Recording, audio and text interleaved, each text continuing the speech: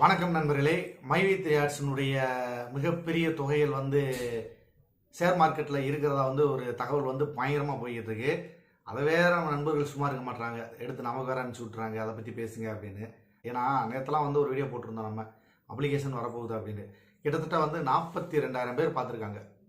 42,000 பேர் பார்த்ததெல்லாம் ஒரு மகிழ்ச்சியே கிடையாது. ஆனால் அதை விரும்பி பார்த்தது எத்தனை பேர் பார்த்தீங்கன்னா 2,200 பேர் மட்டும்தான் விரும்பி பார்த்துருக்காங்க. அந்த விருப்பத்தின் அடிப்படையில் பார்க்கறது மட்டும்தான் நமக்கு திருப்தி தருமே தவிர, அந்த எக்ஸ்ட்ரா இருக்கிற அந்த 40,000 பேர் அவங்க வேஸ்ட்டு தான். என்னை பொறுத்தவரையில் பார்க்குறது வேஸ்ட்டு தான், எந்த ஒரு யூஸ்மே கிடையாது.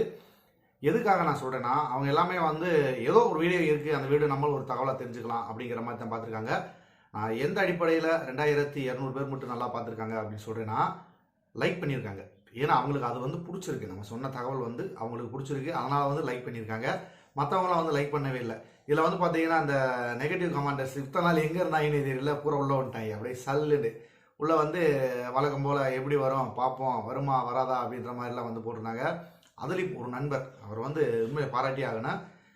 தைப்பூசத்துக்கு அப்ளிகேஷன் வரல அப்படின்னா எனக்கு தைப்பூசம் வைக்கிறதா போட்டிருக்காரு. இன்னமும் அது டாப்பில் அதுதான் ஃபஸ்ட் இருக்குது. அந்த கமெண்ட் நீங்கள் போய் பார்த்தீங்கன்னா தெரியும். எப்போவுமே நீங்கள் அதிக பேர் என் வீடியோ பார்க்குறதுல எனக்கு எந்த ஒரு திருப்தியுமே கிடையாது. லைக் பண்ணுறீங்களா, அதான் மெயினான விஷயம். லைக் பண்ணுறதுனால எனக்கு ஒன்றும் பெருசாக பணம் எதுவும் கிடைக்க போகிறதில்ல. ஒரு ஆத்ம திருப்தி, இத்தனை பேர் இதை விரும்பி பார்த்துருக்காங்க அப்படிங்கிற ஒரு ஆத்ம திருப்தி மட்டும்தான் அந்த லைக் நம்ம கேட்கறது காரணம். மற்றபடி அதிகமான ஆட்கள் பார்க்குறதுலாம் எந்த ஒரு இன்ட்ரெஸ்ட்டுமே கிடையாது. சார் நண்பர்களே, இப்போ பார்த்தீங்கன்னா மைவி த்ரீ மிகப்பெரிய பங்கு ஷேர் மார்க்கெட்டில் இருக்குது. அதை கிளைம் பண்ணி தான் இவங்க எல்லாத்துக்குமே அமௌண்ட் கொடுக்க போகிறாங்க அப்படின்னு சொல்லி ஒரு வதந்தி, நம்ம வதந்தியே வச்சுக்கிறோமே, வதந்தியாக போய்கிட்டு இருக்கு. இந்த வதந்தியை நமக்கு அனுப்பிச்சி விட்ருக்காங்க. கிட்டத்தட்ட நம்ம அது சம்மந்தமாக எடுத்து பார்க்கும்போது அது வீடியோவே வந்திருக்கு. அந்த வீடியோவில் என்ன சொல்கிறாங்கன்னா, டீம்மேட் அடிப்படையில் ட்ரேட் ஷேர் மார்க்கெட் அந்த இதில் இன்வெஸ்ட் பண்ணியிருக்காங்க. அந்த பங்குகள் பெருமளவில் மைவி த்ரீ நிறுவனம் வாங்கி வச்சிருக்கிறதாகவும், அதை விற்று தான் எல்லாருக்கும் அமௌண்ட் கொடுக்க வேண்டிய ஒரு கட்டாயத்தில் அவங்க இருக்கிறதாக தகவல் சொல்லியிருக்காங்க. இது எனக்கு தெரிஞ்சு இது உண்மையா பொய்யா அப்படிங்கிறது தெரியல. ஏன்னா அந்தளவுக்கு நாங்கள் டீப்பாக உள்ளே போகல. அது சார்ந்து இது வரைக்கும் எந்த ஒரு தகவலுமே அவங்க சொல்லலை. அப்படி ஒரு விஷயம் இருக்கிறதாவே தெரியல. சப்போஸ் அவங்க ஏன் அதை ஷேர் மார்க்கெட்டில், அதாவது இவங்க சொன்ன மாதிரி டிமேட் அப்படிங்கிற அந்த ட்ரேட் ஷேர் மார்க்கெட்டில் அவங்க பண்ணணும், எதுக்காக பண்ணணும்? ஆல்ரெடி இங்கே இவங்களுக்கு எல்லாமே கரெக்டாக இருந்துச்சு, அப்புறம் ஏன் அவங்க அதில் பண்ணணும் அப்படிங்கிற ஒரு கேள்வி எல்லாருக்குமே வரும். அதையும் தாண்டி அப்படியே அவங்க பண்ணியிருந்தாலும் அது நல்ல விஷயம் தானே என்னை பொறுத்தவரையில். மற்ற அவங்க பண்ணியிருக்காங்களா அப்படிங்கிறது எனக்கு தெரியல. அப்படியே அவங்க பண்ணியிருந்தாலும் நமக்கு நன்மை தான். ஏன்னா இன்னைக்கு கிட்டத்தட்ட ஒரு வருஷம் கணக்காகி போச்சு. அந்த ஷேர் மார்க்கெட்டினுடைய வேலை எந்த அளவுக்கு ஏறி இருக்கும் அப்படிங்கிறது யோசிச்சு பாருங்க.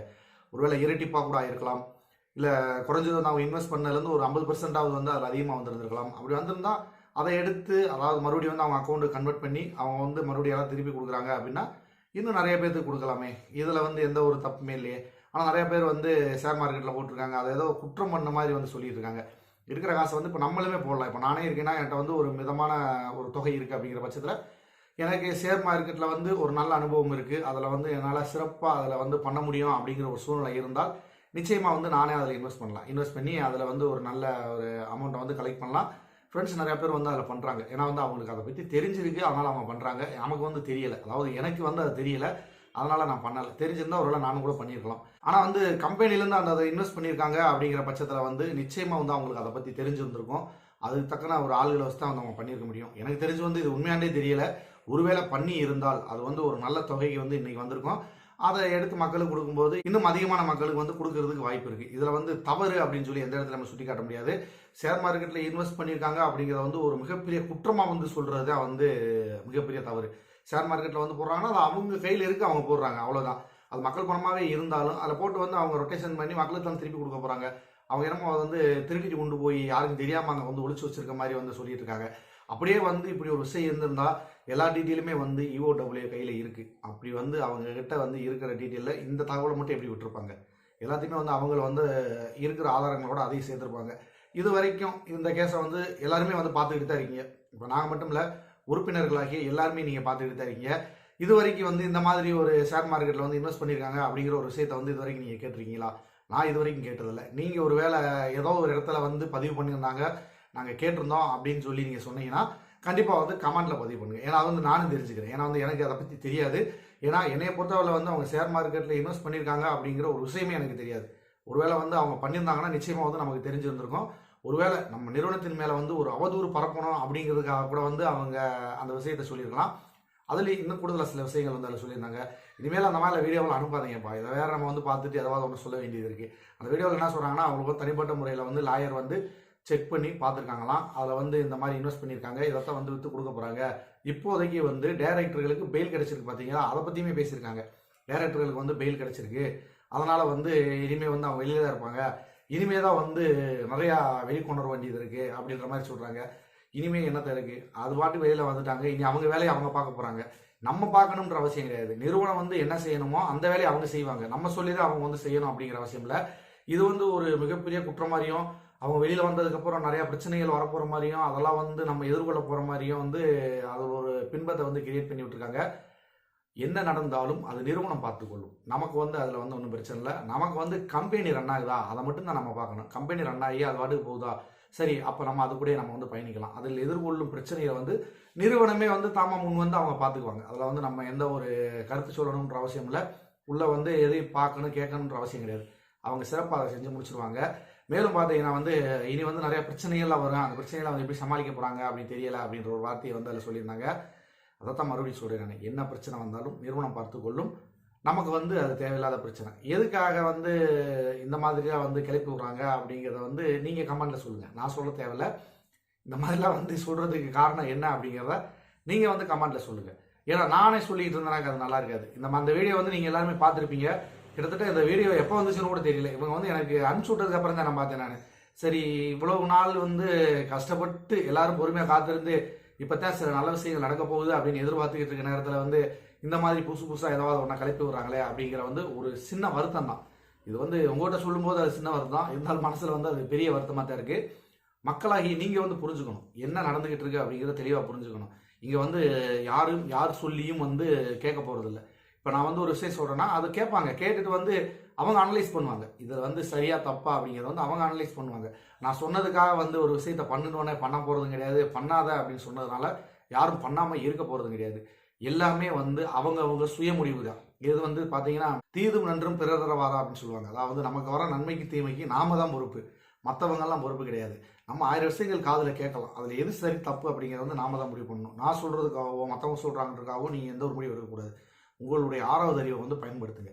அதில் எது சரின்னு சொல்லும், அது வந்து இதைத்தான் சரி, இப்படித்தான் நீ பண்ணணும் அப்படிங்கிற விஷயத்த சொல்லும், அதை நீங்கள் வந்து செயல்படுத்துங்க. உங்களுடைய மனச்சாட்சியை கேட்டு நீங்கள் வந்து நடந்துக்கங்க. நான் சொன்னேன்றதுக்காக வந்து நீங்கள் எதிர்பார்த்து காத்திருக்க வேண்டாம். நான் சொல்லலைன்றதுக்காக வந்து இவன் எப்பயாவது சொல்லுவானோ அப்படின்னு சொல்லி நீங்கள் எதிர்பார்க்க வேண்டாம். இப்போ ஏற்கனவே வந்து சொல்லியிருந்தோம், நம்ம வந்து கிட்டத்தட்ட இன்னும் ஒரு 3 விஷயம் வந்து முக்கியமான விஷயங்கள்லாம் இருக்குது. அதெல்லாம் வந்து அடுத்தடுத்து நம்ம வந்து அப்டேட் பண்ண போகிறோம் அப்படின்னு சொல்லியிருந்தோம். இப்போ இந்த வீடியோவை ஸ்கிப் பண்ணிட்டு போனவங்களுக்குலாம் இந்த விஷயங்கள் வந்து அடுத்தடுத்து நம்ம சொல்ல போகிறோன்றது வந்து அந்த வீடியோவில் சொல்லியிருந்தோம். ஆனால் சொல்லுவோமா அப்படிங்கிறது வந்து ஒரு கேள்விக்குறி. ஏன்னா ஏற்கனவே வந்து இப்போ சொன்னதை ஒன்று பயங்கரமாக ஃபயர் ஆகி போய்கிட்டு இருக்கு. அது நடக்குமா நடக்காதா அப்படின்ற ஒரு பெரிய விவாதமே நடந்துகிட்டு இருக்கு. ஏன்னா என் சேனலில் வந்து பார்த்துட்டு மற்ற சேனல்லையும் போய் அவங்க அதே ஆள் கமெண்ட் பண்ணும்போது இது வருமா, இது உண்மையா அப்படின்னு கேட்கும்போது ஏன் அந்த அவநம்பிக்கையோடு நீங்கள் பார்க்கணும்? எதுக்காக நீங்கள் வந்து அந்த அவநம்பிக்கையோடு பார்த்துட்டு அங்கேயும் போய் கேள்வி கேட்குறீங்க அப்படிங்கிறத எனக்கு வந்து புரியலை. உங்களுக்கு சரின்னு தோணுச்சுன்னா ஏற்றுக்கங்க, சரியில்லைன்னு தோணுதுன்னா விட்டுட்டு அடுத்த வேலையை பாருங்கள், அவ்வளோதான். நான் சொன்னதுக்காக வந்து நீங்கள் வந்து அதையே பார்த்துக்கிட்டு உட்காந்துருக்கணும் அப்படிங்கிற அவசியம் இல்லை. இப்போதைக்கு அந்த 3 விஷயத்த வந்து நான் வெளியில் சொல்ல போகிறது இல்லை. அது வந்து ஓப்பனாக இப்போ நான் சொல்லிடுறேன். எதுக்காக அப்படின்னா நம்ம சொல்கிறதுனால வந்து தேவையில்லாத பல குழப்பங்கள் உருவாகுது. அந்த குழப்பங்களை தவிர்க்கிறதுக்காக இப்போதைக்கு நான் சொல்ல போகிறதில்ல. குரூப்பில் வந்து அப்பப்போ நான் வந்து மறைமுகமாக அப்டேட் பண்ண போகிறேன். குரூப்பில் நீங்கள் யாரும் ஃபாலோ பண்ணலை அப்படின்னா கீழே வந்து டிஸ்கிரிப்ஷனில் கொடுத்துருக்கேன், அதில் நீங்கள் வந்து ஃபாலோ பண்ணிக்கோங்க. அப்படி இல்லை அப்படிங்கிற பட்சத்தில் நீங்கள் எல்லாமே வந்து ஃபஸ்ட்டு கமாண்டில் வந்து பின் பண்ணிடுறேன். அந்த ஃபஸ்ட்டு கமாண்டில் வந்து டெலகிராம் லிங்க் இருக்கும், வாட்ஸ்அப் லிங்க் இருக்கும். உங்களுக்கு எது பிடிச்சிருக்கோ அதை நீங்கள் ஃபாலோ பண்ணிக்கங்க. மெயினாக வந்து டெலகிராம் லிங்கை வந்து ஃபாலோ பண்ணிக்கங்க. ஏன்னா அதில் வந்து எனக்கு அப்டேட் பண்ணுறதுக்கு ரொம்ப ஈஸியாக இருக்கும். ஏன்னா வாட்ஸ்அப் வந்து பிற்காலங்களில் வந்து என்ன மாதிரி இருக்கும் அப்படிங்கிறத சொல்ல முடியாது. சார் நண்பர்களே, அந்த 3 அப்டேட் என்ன அப்படிங்கிறத வந்து அடுத்தடுத்து நான் சொல்கிறேன். அதை நான் சொல்லிட்டுனாக்கும் இதை விட இன்னும் வைப்பு அதிகமாயிரும்.